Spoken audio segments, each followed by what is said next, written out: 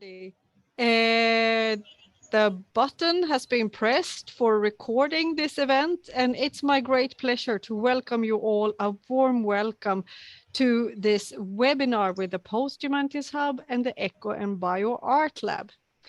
Now, I will just say a few words of introduction before I pass the baton to the curator of this event here today. So I just wanted to let you know a few words about the Posthumanities Hub. What is it? Well, it's a multi-university research lab, and the Posthumanities Hub has been bringing science to the humanities and modern human arts to the people since 2008, predominantly from Linköping University. So it's a Posthumanities Hub, a research group that brings feminist posthumanities to practice in many different ways. It's a very multidisciplinary setting, and it's founded and directed by me. And I am Cecilia Åsberg, professor of Linköping University, chair of Gender, Nature, Culture. So I'm working at Linköping University in the Gender Studies department here. And I have a very nice coordinative team as well to help me. And for instance, Tatiana Pryatkina, Jesse Peterson, the postdoc, and Margherita Radomska. Now, in this lively community that's been going on for quite some time, we admix feminist theory, modern feminist theory, philosophy, science studies, actual science, bio and eco art, and a lot of other activities in areas of very interdisciplinary nature. We host PhD students, PhD training, postdocs, practitioners, researchers, journalists, activists, change makers of all kinds here at Linköping University. And we also host visiting scholars. So I'm very, very happy to, at this moment in time, have a new visiting scholar with us here at the Posthumanities Hub. That is Paula Ruiz Molto. So warm welcome to her. This is her first day with the Posthumanities Hub.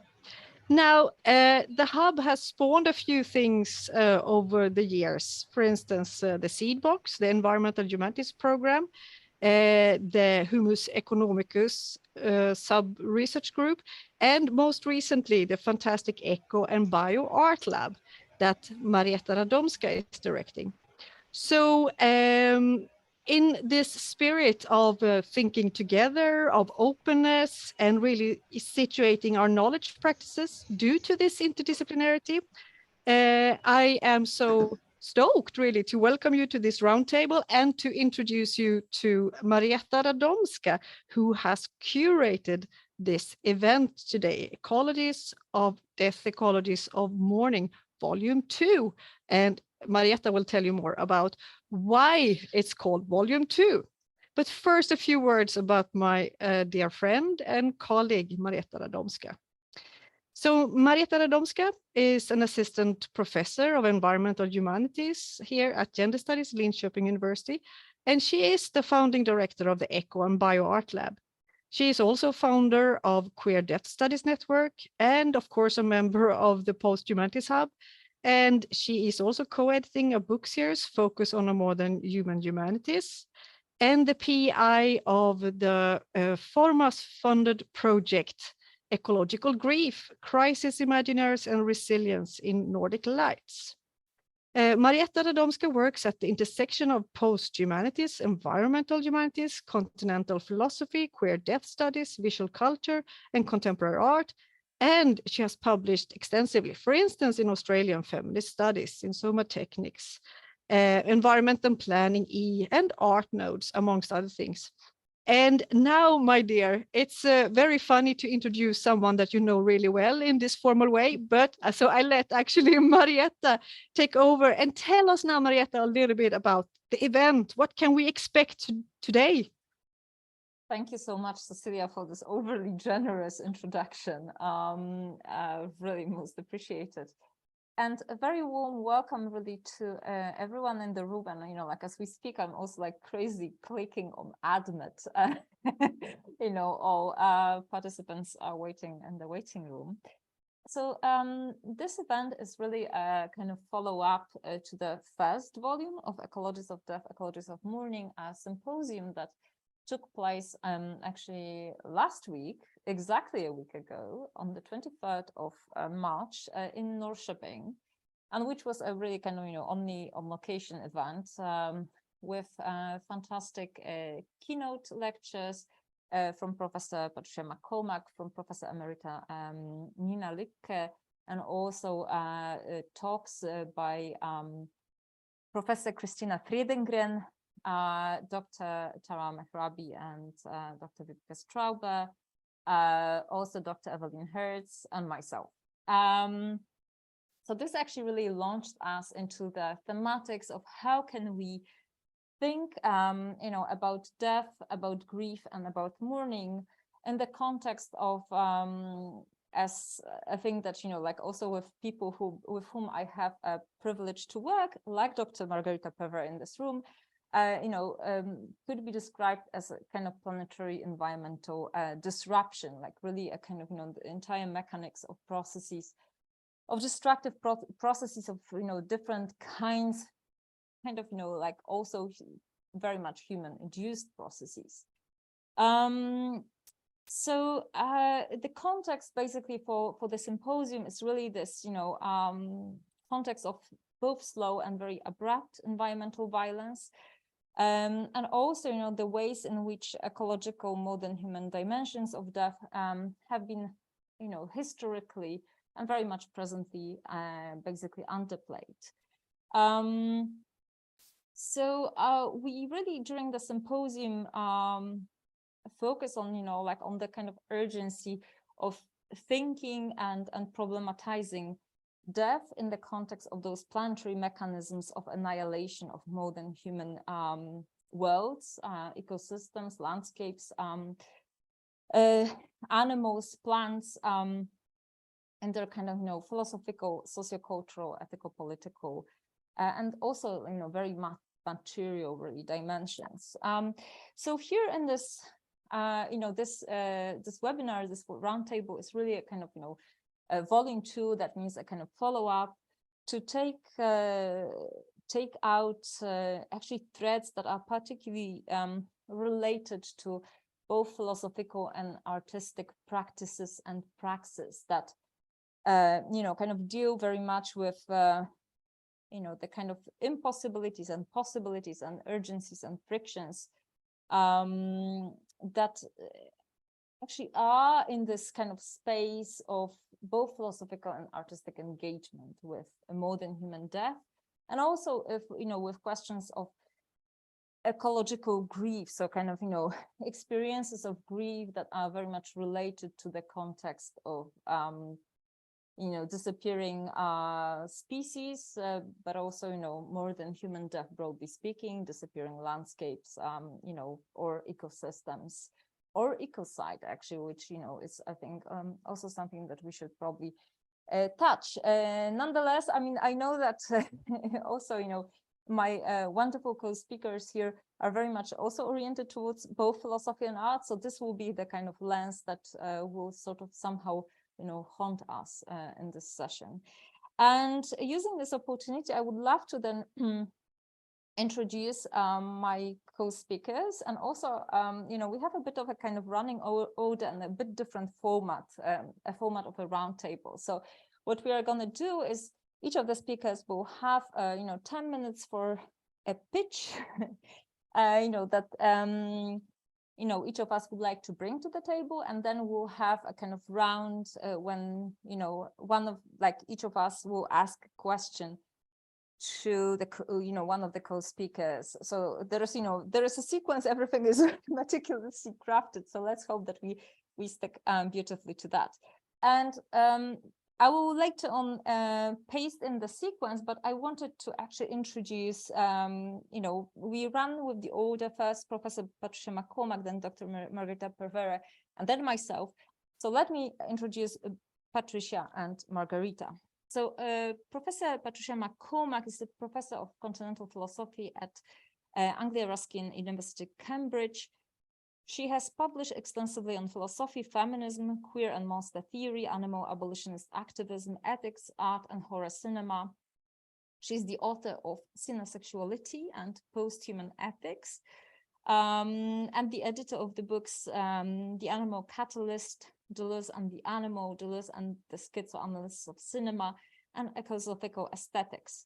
And her latest book is the A Human Manifesto, Activisms for the End of the Anthropocene, from 2020.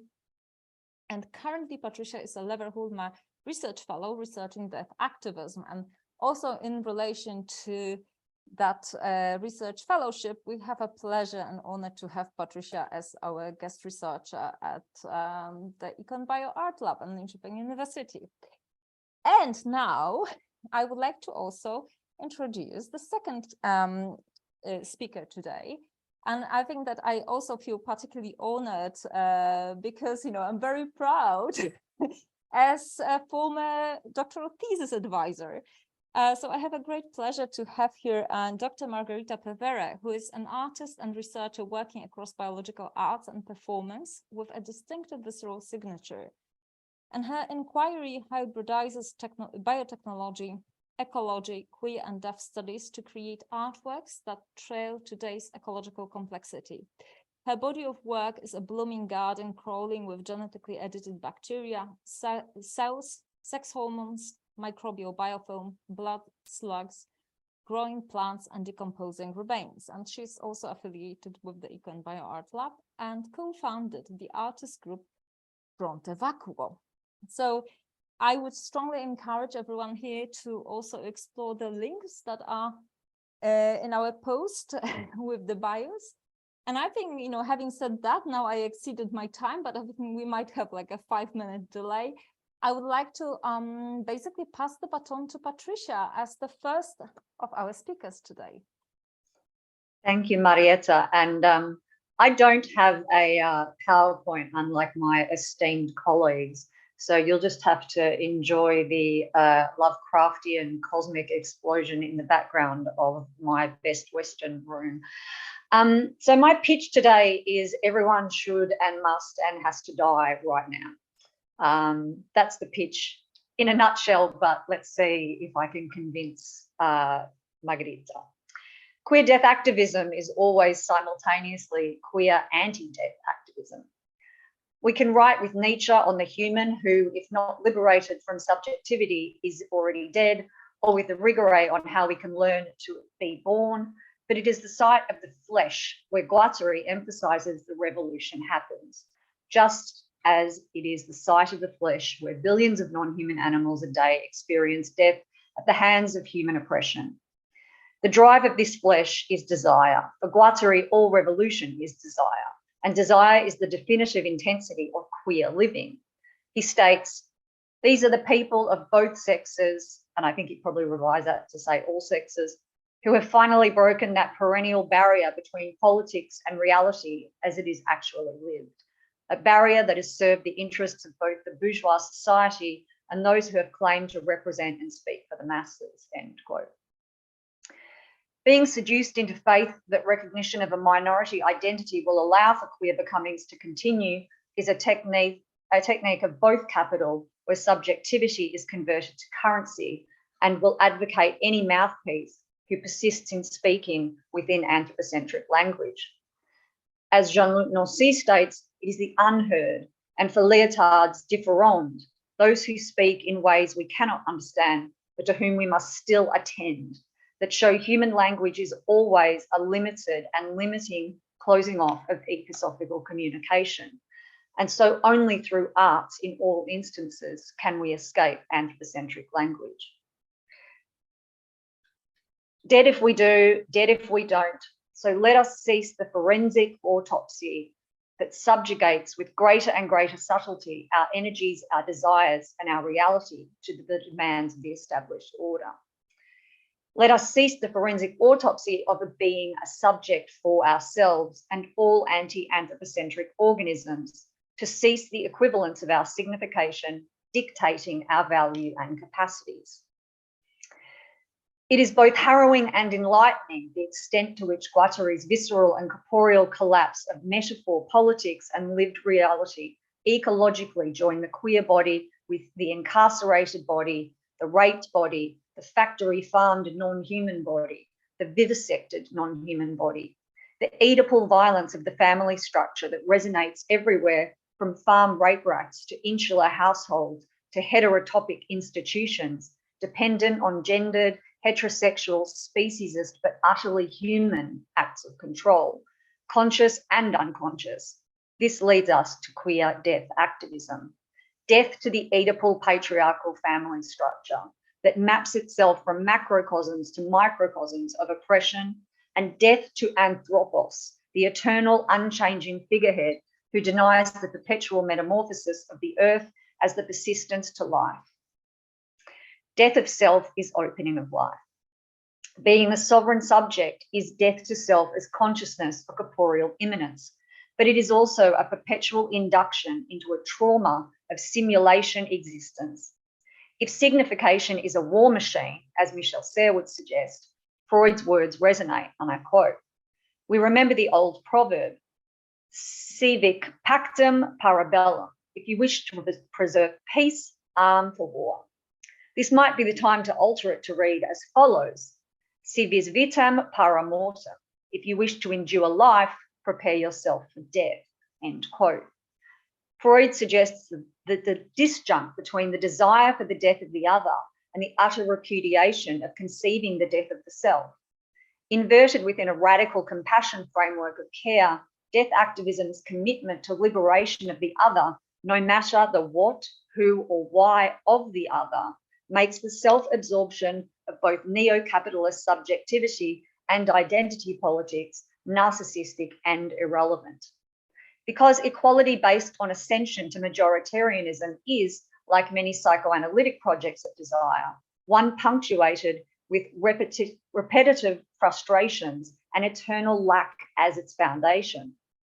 It is neither a project of consciousness or of ethical relationality, unless the only relation that counts is the one between one's idea of the primacy of one's own liberty, which compared to many other humans and non-humans is usually greater, and one's actual material existence. This is adamantly not to say that a self is unworthy of liberty. Radical compassion through death activism is neither sacrifice nor martyrdom, those tedious lamentations of a self that never was. It ceases to covet and idolize the self as majoritarian. Death of the ego is death of the ego as potestas, as part of an overarching system of attribute power. The self in conscious material immanence can use the unconscious to develop escape routes and deviations, lines of flight from power towards potentia. Death of ego, death of self as subjectified and stratified, these deaths are deaths of desire for power, necessary to death activism in order to fully comprehend the impossible but also necessary project of liberation of other lives and organisms beyond wishing to comprehend their alterity and even one's own relation with them as two or more entities defined by relations of seriality, A is to B, and proportionality, A is to B as B is to C, two ruses of subjectification, which, according to Deleuze and Guattari, block becoming's escape routes and relations with alterity. And so we return to responsibility. That which Nietzsche demands can only happen outside of moral subject in servitude to social structures or strictures. Derrida uses the often invoked example of Abraham as treacherous to his own in his faith to God. If we think about the limits of this scene another way, it is, in ecosophical terms, time that we become treacherous to our species in order to show our faith in the earth. But where God is the demander and the bearer of power and coercion, let's be clear, the victim is now not Isaac, but the earth itself and the billions of occupants who are sick and dying at the hands of our species through direct consumption and collateral greed. And the demand comes from us. We have split into both the demander of sacrifice and those making the demand. We are, as a species and as individuals, the paradox of how to allow life to thrive. We are the aporia of how to be alive and not operate as war machines against ourselves and others. And as activists, we must become the scandal of allying ourselves with the non-human. For those of us who never counted fully, perhaps this is easier. or perhaps more difficult, because the arbitrary nature of who flourishes and who is oppressed can ignite a desire for self-liberty above all. Following Guattari's call to action, society demands self-liberty at the expense of the body and immanent consciousness. We are massacred, meaning that thinking activisms will also require a reactivation of our own flesh, and this requires death of the strive for equality on terms of state, family, and other anthropocentric institutes. We are both already dead and can die joyfully in order to transform ourselves and our capacities. Derrida's tone of being overwhelmed by responsibility and obligation is all too poignantly real at this time. But if we die to ourselves first, it may be easier to see the denial of lives in reality for those whose cries we cannot translate into human reasons or vindications. Ethical empathy and radical compassion require a death of self in so very many ways. So the death of ourselves as subjects can be the way we create radical collectives and individual direct action, unleashing thought and expression, obligation becoming not lament, but liberty for others.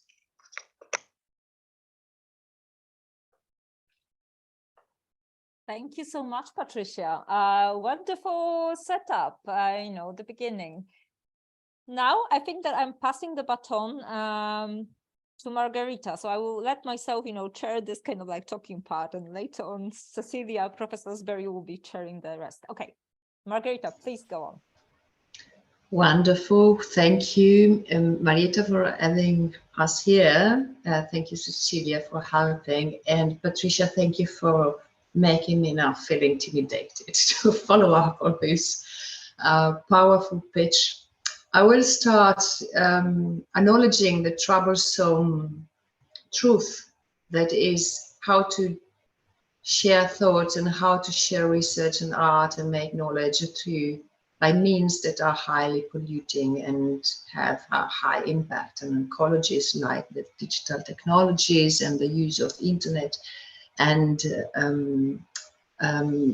connections and electricity.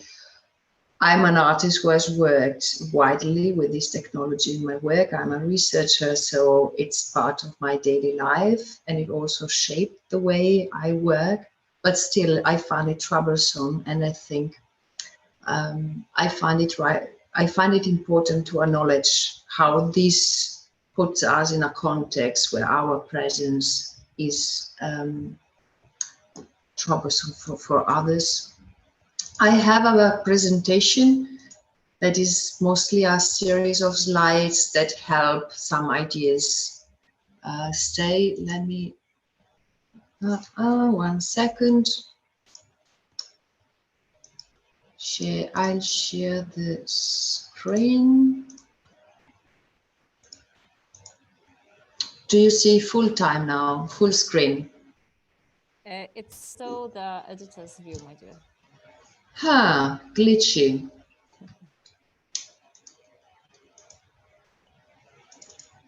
No. No. Apologies for this. We tested it earlier, and of course now it does not work. Okay, so yes. Now, yes. Good. So I'm presenting you some thoughts I'm currently working on. It's a project, it's a long-term artistic research project that I have provisionally titled Unlearning Death. It is a project that engages with death in changing ecologies, and I will pursue it by interconnected acts of performance, biological art, and writing. With the interconnected acts, I mean that the artworks may manifest as performance or biological art, or the research behind it may rely on performance modes and biological art strategies and writing. What I mean about death in changing ecologies is an idea to try to find words and art to express and possibly understand, hopefully not to come to terms with, but hopefully instead to imagine different ways of dealing with death ecologies in times when the interconnection and then intermingling of death death and life has been troubled by the presence, the extractivist and exploitative presence of humans. Of course, I mean certain humans more than others. The responsibility is not flat.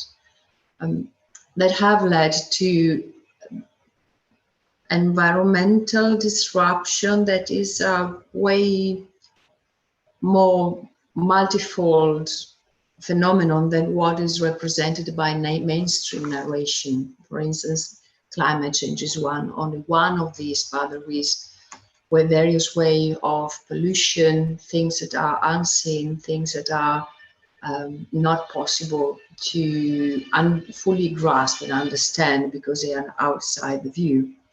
And because I'm somehow at the beginning of the project, I'm still playing around with the ideas and titles. As I said, it's provisional. I have been playing with unlearning, untaming, unthinking, unframing, unsettling.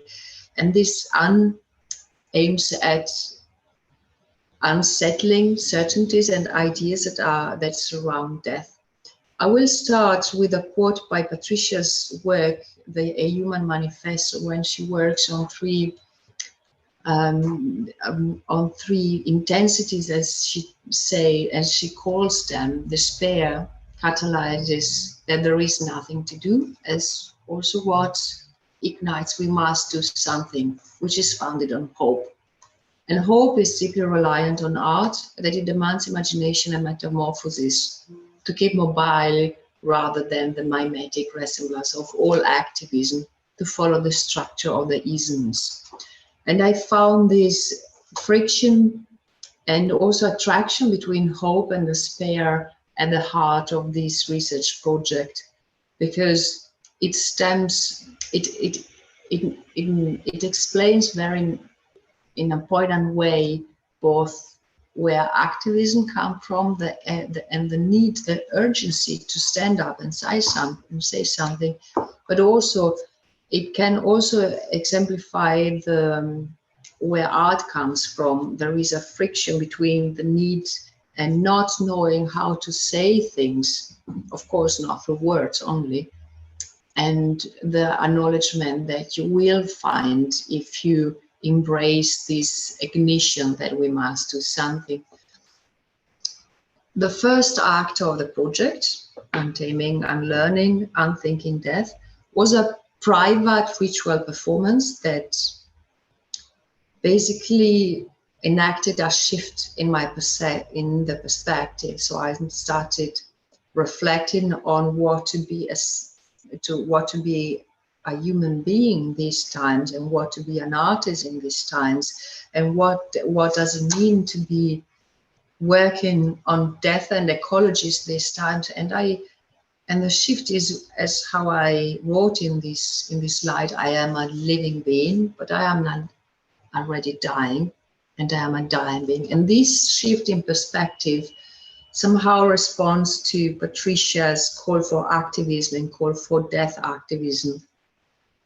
The second act of this project is an artistic project that is currently supported by the Joint Research Centre of the European Commission, and will focus on death ecology after wildfires. I will work with a group of people. There is a musician, Ivan Penov, there is a scientist who works on soil, Diana Simone Restiera, there's an activist and researcher, Céline Chaveria, and also Lucia Iglesias Blanco, who's policy officer at Natura 2000, the European network of protected sites. So the urgency of this project started from the need to reflect on how fire regimes are changing due to climate disruption. As I said, I consider climate disruption one very visible and now perhaps also very spoken about effect of a much wider phenomenon. And I started interrogating on the fact that fires have been changing their behaviors. There have been more mega fires where in regions where they are not typical. And also with acknowledgement that I have never experienced a wildfire in my life. So there is a lot that I don't know and I need to understand in order to have something to say about this. But this not knowing it's also exactly what ignites the drive of the work. And so I've been doing preliminary research for this now, and what I learned so far is that, as I said, fire regimes are changing. Fires are moving northbound. Fires take place also in seasons where they are not usual. Fires have been happening also in conditions that previously did not lead to fires. And there's also, whereas fires have been part of the cycle and certain species have been even adapted to for instance, to reproduce and not create offspring with fires, there's a complex relationship with human communities. For instance, fires have been used for agriculture, fires have been used to prevent fires. There are different understanding of what controlled fires mean for forests. Some in certain regions keeping material on the ground like dead wood keeps humidity, but it turns out that this is also called fuel. So I started, my first act for this research is visiting fires that burned around Berlin, the city where I live, last year. And as you can see, I took some pictures that are out of focus because still I'm in the process of understanding more. And what was my first takeaway from this, the most important takeaway from this visit is how, despite having the body of a performer who's trained also to somehow extreme conditions, I was extremely dry. I was extremely tired from the dryness, and I was also surprised by how the soil that was now past fire, but still it was wet, it was dry, there was no vegetation. It was retaining the heat of the sun, making the air more dry. So on the basis of this, I turn my attention to those entities that are usually less visible, because if you think of fires, most people will think of trees, which are majestic creatures. But still, what happens in the low tropic? What happens to soil? What happens to the microorganisms that are otherwise not accounted for? So this is now my starting point for the next step of the project. I thank you very much for your attention, and I look forward to your questions and the conversation that will follow. Thank you so much, Margherita. Wonderful and super exciting. I think that I will have less exciting, pitch, but and which kind of like really sort of, is I think entangled. Now, can you see my screen? Super. And I mean, I have Margherita's work actually on the slide here, so it's a little acknowledgement of the kind of entanglements also in terms of knowledge practices and how they kind of work in those, like, not spiral but rhizomatic and really kind of tangled ways. Right, so I'm just going to read you to stay within the time and look at the clock to make sure that I'm okay. Right, so I want to see, can I move this? Yeah. I want to start by saying that this event is also very much grounded in the framework of queer death studies. And queer death studies is a field that zooms in on the problematics of death, dying, and mourning through the critical lens of Anthropocene necropolitics, marked by the intertwined necropowers of neo-colonialism, neo-imperialism, extractivist capitalism, and human exceptionalism.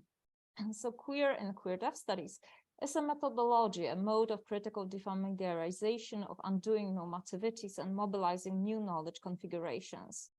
Posthumanizing, as an analytical move inherent to queer death studies, tackles the planetary-scale machinery of annihilation of the modern human world in its ontological, epistemological, and ethico-political dimensions. So in consequence, posthumanizing death entails reckoning with the issues of responsibility, accountability, and care for dying modern human worlds. Posthumanizing grief imaginaries and mourning the modern human require actually a step back, namely a closer look at the ontological groundwork of the very concept of death and its ascribed value. In Western philosophy, there are two styles of engaging with both life and death. One that concentrates on essences and categorizations, and another more marginal style which prioritizes processuality and transformations. And the latter mode is described as biophilosophy. Biophilosophy examines life as a multiplicity that traverses binaries, evades anthropomorphization, and reckons with the issues of relations, their dynamics, and mechanisms of exclusion. Consequently, biophilosophy is concerned with ontology on the one hand, what is life, what is death, and with ethics on the other, what relations is life embedded in, what is its relation to death, what values are being ascribed in these processes. So looking at death in a biophilosophical manner involves focusing on the complexity of relationalities and connections and divisions in place of individual forms of life and the ways in which they may be classified. It is not a certain image of life, to use Deleuze's phrase, that constitutes a starting point, but rather multiplicitous differences, processes, and materialities that are imbued with a potential for generation as much as for self-annihilation. Processes of living and dying and growth and decay are not approached here as binary oppositions, but as complex and interwoven phenomena. Biophilosophical thinking can be found in process philosophies of Spinoza, Nietzsche, Whitehead, and Deleuze, as well as in contemporary queer feminist and new materialist theorizing. As a mode of engagement with both life and death, biophilosophy is woven in the work of queer feminist philosophers, Claire Colebrook's Queer Passive Vitalism, Patricia MacCormack's A Human Ethics, Rosie Braidotti's Zoe, Erin Edwards' Conceptualization of the Corpse, or Sarah Enns's Terminality, to name some of the key thinkers here. There, life is often conceptualized as a material force and intensity, a form of dynamism, inventiveness, creativity, but also a potential for destruction, idleness that extend beyond the organic and directly tackle the issue of death. Biophilosophy may work as an approach of a viewer who focuses on relationalities between the living and non-living in the experienced artworks, and simultaneously it may serve as a method of interweaving various elements of death-life ecologies employed by an artist in their practice. Operationalizing a biophilosophical perspective allows one to zoom in on life-death not as a fixed opposition, but instead attend to the phenomena and processes through a kind of more ecological lens, that is, as non/living matters, where the slash in the inscription indicates the processual, material, and temporal entanglement and relationality between what one may conventionally deem as living and non-living, growth and decay, and life and death. Such a reframing tackles the vibrancy, dynamics, and ambiguity of the relationship between the two components of the conventional binary.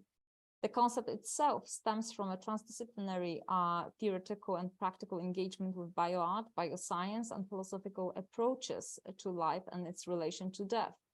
While originally coined in order to theorize and narrate transformations of biomatter as they are sustained and presented, and not only represented, in both laboratory and art gallery contexts of bioart. On a discursive level, the concept seems promising also in other settings. Namely, the non/living might be useful in situations where there is no biological materiality on display, and where the viewer may instead experience the documentation, other objects, or audiovisual traces dealing with life-death processuality and problematics. Such works often move beyond that which is presented, putting further emphasis on the issues of memory, commemoration, empathy, grief, and mourning. And from there, I want to actually move to an artist about whose work actually I have been writing quite a lot, namely Svenja Kratz, who is an Australian new media and bioartist, actually. And in years 2008, 2011, she actually developed this kind of ever-growing project, The Absence of Alice, that was really focused on the use of the CEST bone cancer cell line, which was, originally derived from an 11-year-old girl in the 1970s. So there's an entire story about that, but this is not what I want to focus on here. But what is important is that the project, this ever-growing kind of rhizomatic project, and The Absence of Alice, deals actually with various both human and non-human deaths in the context of bioscience, where she really sort of critically and in a very interesting way engages with issues of bodies or consumption of bodies used as donors, as resources, etc., and both kind of bioscience, but also in other forms of consumption. So this work, A Shrine for Our Journal, which was of course part of The Absence of Alice, is an installation consisting of a lifelike polymer clay sculpture based on a plastic cast of a fetal calf body acquired by the artist from a local slaughterhouse. And I'm just going to say that, those kind of fetal calves are really a byproduct from, an abattoir, and they are used for the production of a fetal calf serum, which is also used, for tissue culturing, especially of mammal tissues. Kratz named the calf Algernon. The sculpture is placed on a steel surface attached to a wooden table intended as the base to which the table is attached. There, one can see a pool of dark maroon blood with Alice's face visible in it. And this is this kind of connection between, human cell sort of engineering or growing and, those kind of animal deaths that are sort of, implicit in a way. In addition, there are also elements such as green growth, feathers, and rhizomatic roots. As Kratz notes, drawing on Deleuze, these elements refer to creative transformation, processuality, and relationality. Recognized, remembered, and perhaps even grieved, death is no longer an exclusively human affair. So Algernon is brought from the context where anonymous, de-individualized animal bodies are destroyed into the setting where he post-mortem acquires a name and a subjectivity, and where his death becomes a question to think through, unquote. And but I want to say that the issues of the use of non-human animal bodies and human consumption and its kind of widest understanding, and the employment of fetal bovine serum in tissue engineering return also as themes in the immortalization of Kira and Rama, which was a project Kratz realized in 2010 during her residency, artist residency at the Symbiotica BioArt Lab in Australia. So Kira and Rama are two fetal calves acquired by Kratz from an abattoir with the purpose of using their bodies for the project realized, as part of that residency. In a similar way to Algernon, Kira and Rama received recognition as subjects only after their death. The concept of the project, like other works by Kratz, evolved over time and through several different pieces. Initially, the installation consisted of an Egyptian-inspired custom-made bioreactor, inside which the cells isolated from Kira's and Rama's skin were placed. accompanied by mixed media dioramas, including the calf's remains, preserved hearts, fragments of hides, and teeth. The cells were earlier frozen and a portion of them immortalized through DNA and chemical manipulation. The artist's own narrative and the titles of particular artworks are like Evoking the Dead and Meditation for Kira and Rama, which is like those kind of, two coffin-like white, containers.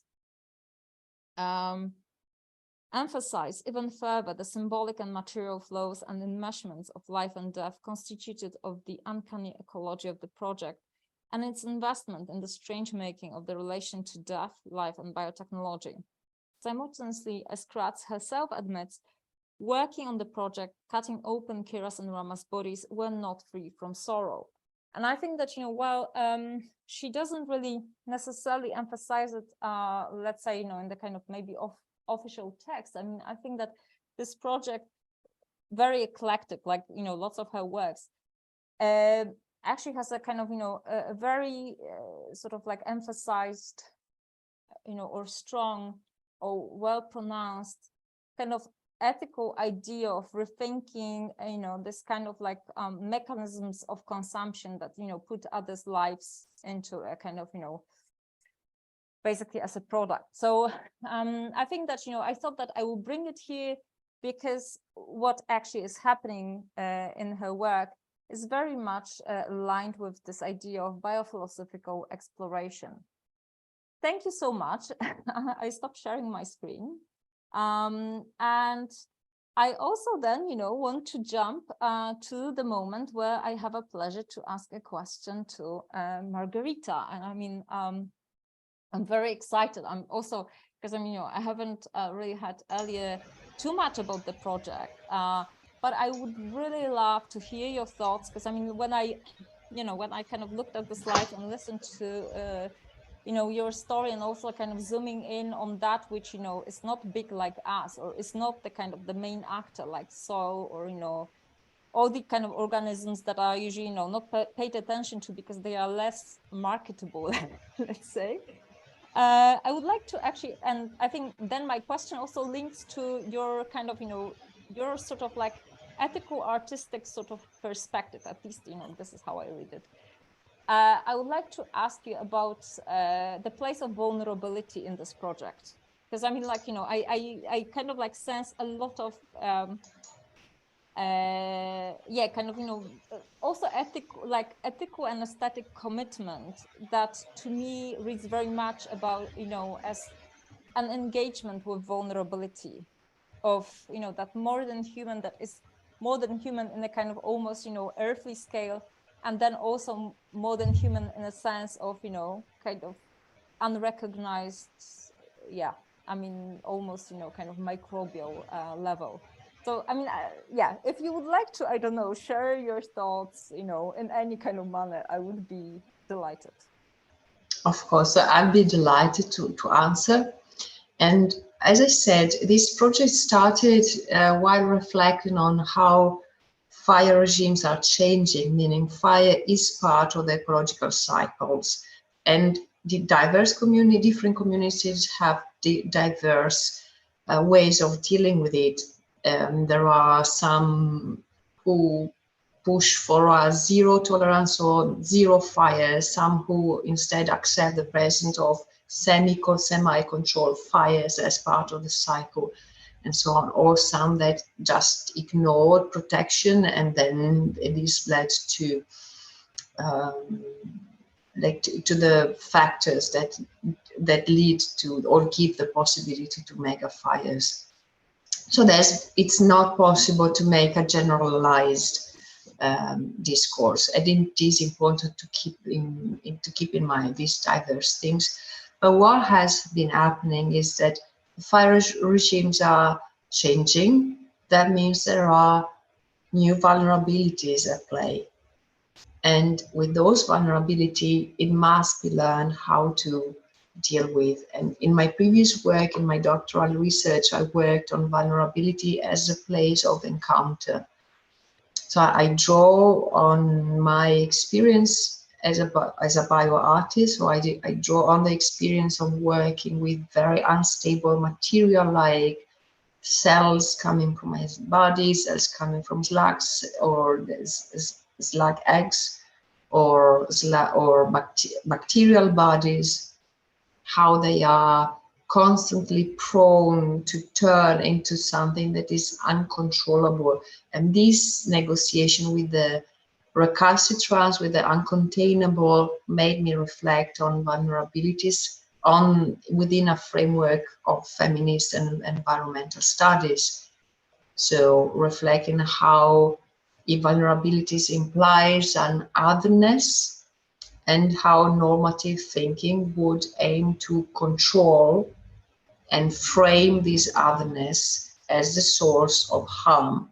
Whereas a shift in this understanding and considering vulnerabilities as the place of the encounter and the possibility of harm as constitutive to the encounter, then this also may allow a different mode of a different attunement to whatever it is more than human, so whatever does not need to comply to human desires of control. And so this idea of working with wildfire is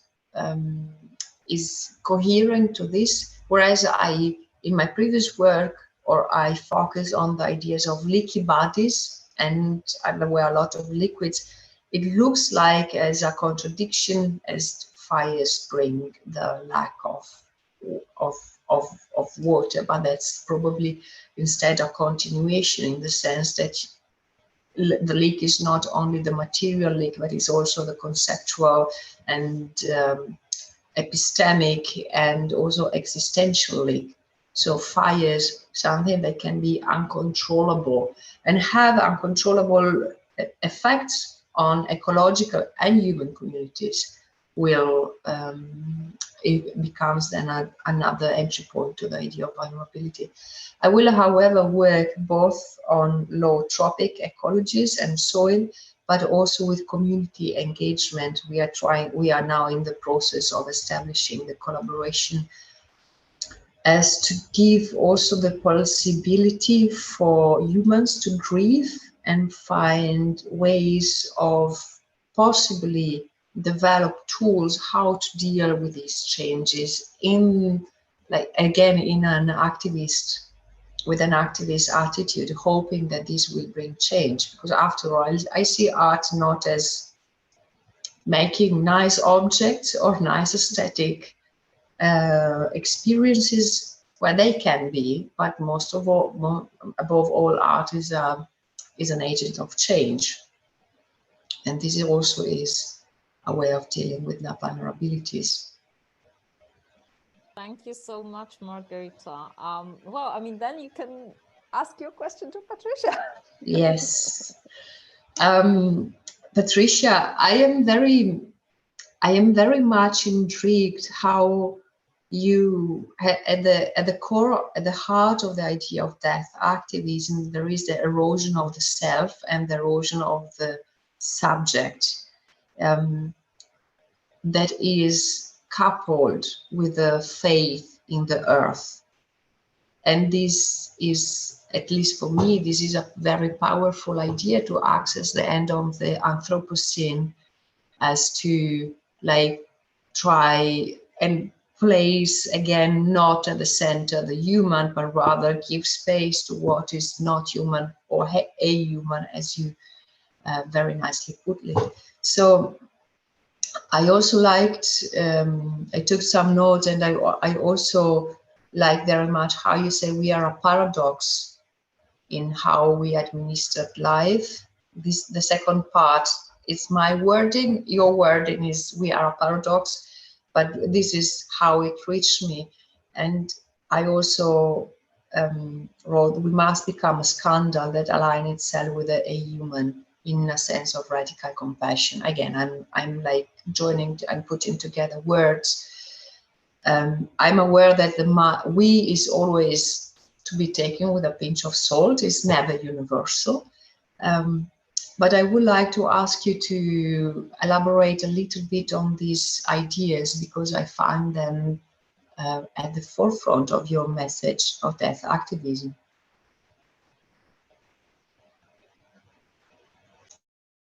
So let's start with the paradox first. I am perpetually fascinated that we have these culture wars where on one side we've got the dude bros decrying the fact that their subjectivity is being taken from them and sobbing into their, you know, fascist hankies, while on the other side we've got the so-called woke, whose alterity is not being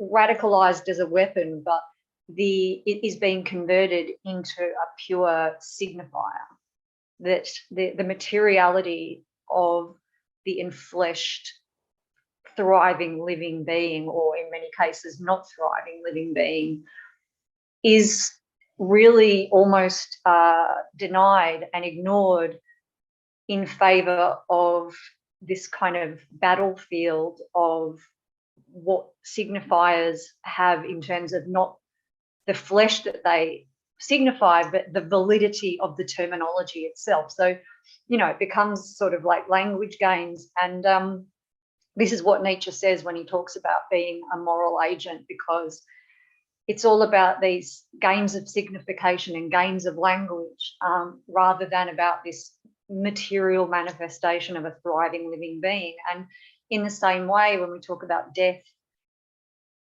we think and talk about absence of reference. We don't really think about this visceral material post and pre-linguistic aspect of breathing. And so that's why in a number of cases, some people have tried to misread a lot of my work, and especially death activism, as a form of existential angst or nihilism. But in fact, it's not. It's about this declamation of the reduction of all life to a set of signifiers. And so I'm trying to really understand both the enfleshed massacre of the billions of non-humans and of environments as an enfleshed being without need for a vindication via subjectivity. And I'm also really convinced more and more that the optimistic embrace of death also involves an optimistic embrace of a thriving that is it is in no need for secondary, tertiary signifiers, that it is like a pre-symbolic, pre-signified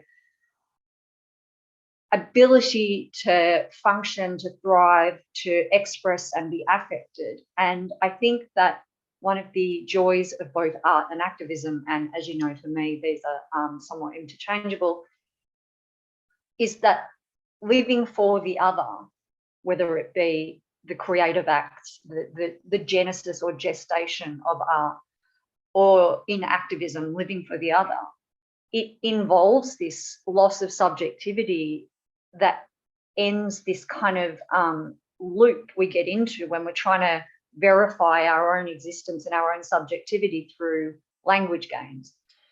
And so I think that activism toward alterity and living for the other will actually allow us to thrive and exist in a more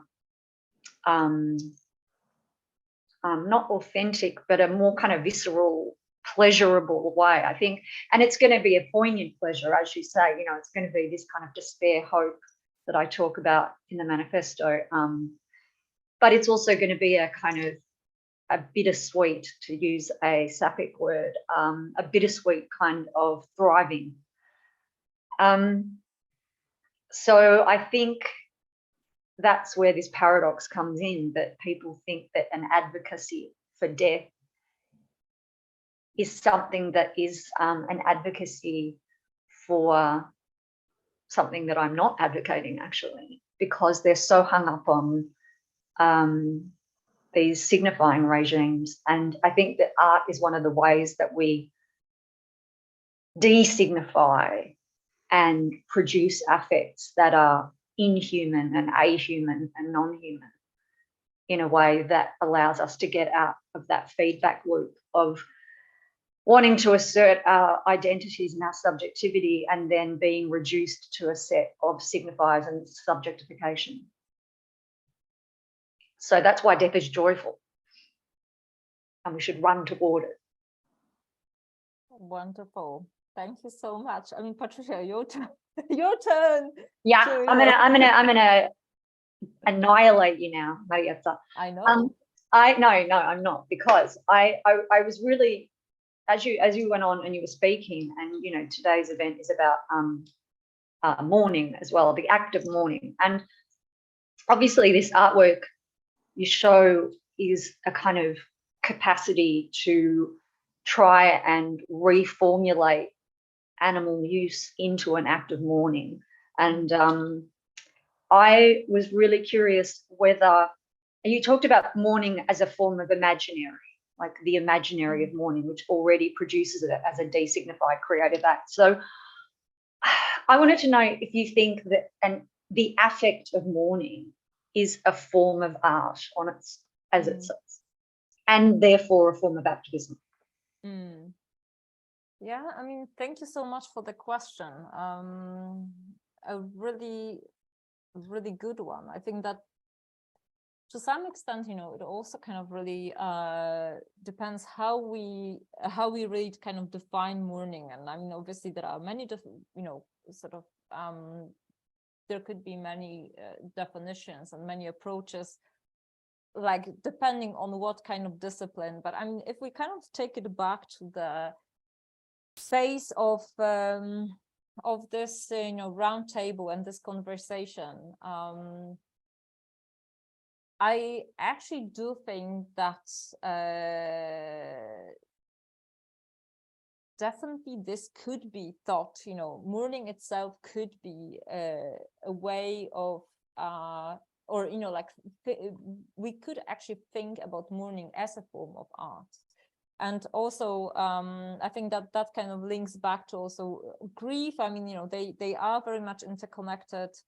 But I mean, there is really something about, you know, kind of arts, right? I mean, the art of actually how the practice is kind of learned, created, and done. And I mean, I tend to look at artworks, you know, in more traditional sense of the word, because I think that they really kind of work on that affective level that kind of, you know, go beyond what you in your talk, you know, sorry, I mean, like, why am I actually doing, you know, this, like, managing the waiting room and answering questions? Maybe, you know, too much multitasking. So I should focus here. No, but I think that, you know, I tend to look very often, actually maybe even more to art than philosophy, without necessarily drawing a firm boundary, because I don't think that necessarily there are firm boundaries.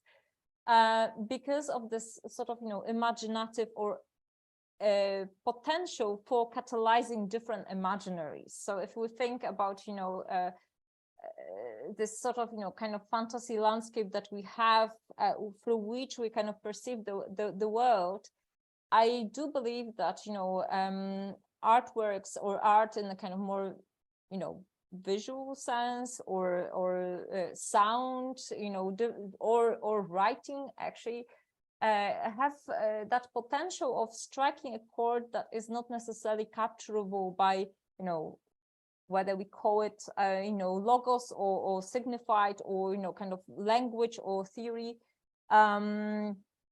Yeah, I mean, I should stop multitasking. And in that way, I think that, you know, it really has sometimes a greater potential than much more kind of, you know, supposedly logical arguments to intervene in those kind of presumptions that we carry with us with regard to, you know, death, but also grief, whose deaths are, you know, grievable and whose are not, whose deaths are not even recognized as deaths in the first place, as you yourself also write in the Human Manifesto. That's one thing. And the other thing is also that, you know, in that sense, I also see very much this kind of thinking about mourning as a form of art. I mean, it can also be, you know, a form of activism in that way, but also it's very much kind of an ethical act that kind of links back to what we take as that exists, but also, you know, what we take as worthy of ethical relation, so to speak. Because I think that, you know, bringing it back from, you know, this philosophical and artistic discussion to the kind of very, you know, kind of real world, you know, and very kind of like hands-on conversations. I think that, you know, the discussions around death and mourning really also point us back to what kind, I mean, what we take as grievable, but also, you know, how we value, you know, the lives that are still there, really. So there is a lot of that kind of, you know, to very simplify and maybe, you know, oversimplify the question. I think the arts of mourning really can make us more aware, you know, how we value the life that is also there, and that you know, kind of that is no longer there. So does that mean that I don't want to create a kind of divisive diachrony between active and passive, but it's almost like grief is something that happens to us, whether that's the grief of being an abolitionist activist that has to bear witness, and mourning is the kind of a way to convert it into a form of activism, either through art or as art. Yeah, I think that, you know, to some extent, I mean, I would sometimes like even think as mourning as something that is more of a kind of channeled grief in a sense, or a kind of operationalized grief. Perhaps, you know, this is a kind of wild shot, because I mean, I'm playing with the ideas right now as we speak, but I mean, you know, something that, I mean, that is more operationalized, more kind of like, you know, not fixed, but actually more translated into practice, more tangible in a way, and still kind of, you know, having a kind of quite wide potential of, you know, what kind of practice sort of it turns into, if that makes sense, really. I think then I'm just giving the baton, returning the baton to Cecilia, so to Professor Osbury to, you know, get us organized. Thank you. Well, then it's my huge pleasure and pride to say a big warm thank you to the speakers for this first part, my dears. Thank you so much, Patricia. Thank you, Margherita. Thank you, Marietta. And I'm betting that all of you now have a lot of thoughts and ideas and things you want to ask, and, you know, please dare to ask, and please, you know, join in the conversation after our 10-minute comfort break. So we'll all be back here, well, let's say then exactly in 10 minutes. So according to my clock, it's then 14:34. I don't know what your clocks look like, but but just so we have a short comfort break for 10 minutes, and we'll meet back here again at 14:34 for a joint conversation.